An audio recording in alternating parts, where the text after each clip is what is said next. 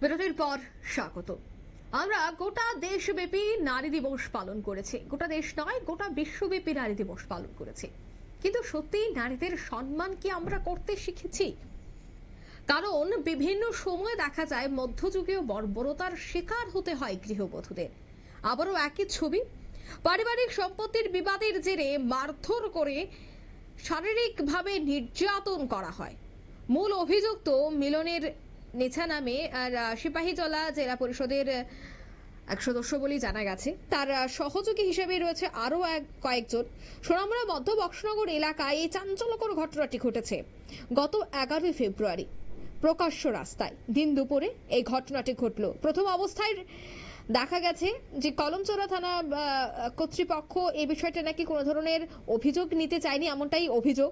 তবে ঊর্ধ্বতন কর্তৃপক্ষের চাপে পড়ে নাকি পরবর্তী সময়ে মামলাও গ্রহণ করা হয়।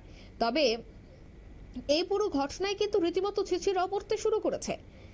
সম্পত্তির বিবাদের জেরে এক গৃহবধূকে শারীরিক এবং মানসিকভাবে নির্যাতন, সে বিষয়ে কি বলছে সংশ্লিষ্টরা, শোনাচ্ছে।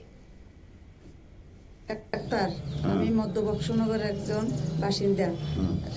11 ফেব্রুয়ারি মাসের 11 তারিখ আমার জাল আমারে পাঁচিতের সামনে মারধর করে চুল কেটে লেছে।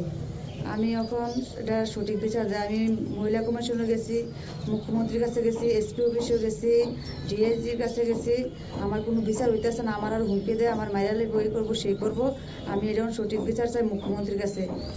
আমার জালের নাম মিলনের, যে আমার চুল কাটছে হ্যাঁ নাম মিলনের নেশা জেলা পরিষদ। আর দ্বিতীয়টার নাম হয়েছে রুকসানা আক্তার, তৃতীয়টার নাম হয়েছে বিউটি আক্তার, এর সাথে সহকারী আছে মিটু আক্তার, সেলিনা আক্তার, এরপর আব্দুল আলী, তারপর হচ্ছে আবু তাহের। তারা সহোদরী সবাই মিলে আমাকে মারধর করে কাপড় চোর ছিঁড়ে মিলে চুল কেটে দিছে। সম্পত্তির বেজাল নিয়ে, একটু জায়গা সম্পত্তির সম্পর্ক নিয়ে আমার শ্বশুর নাকি আমরা জায়গা সম্পত্তি দিয়ে লাইছে, এটা ভাইবা তারা আমার এই কাজ করছে।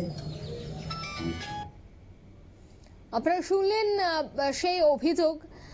তিনি বারবার অভিযোগ করছেন যে তার যা প্রতিনিয়ত তাকে শারীরিকভাবে মানসিকভাবে নির্যাতন চালাতো এবং সম্পত্তির বিষয়কে কেন্দ্র করে তার উপর আক্রমণ বলে অভিযোগ। এখন দেখার বিষয় এই অভিযোগের যদি সত্যতা মিলে তবে তাদের বিরুদ্ধে কি ধরনের পদক্ষেপ গ্রহণ করা হয়। নিয়ে নিচ্ছে ছোট্ট একটি বিজ্ঞাপন বিরতির সঙ্গে থাকুন।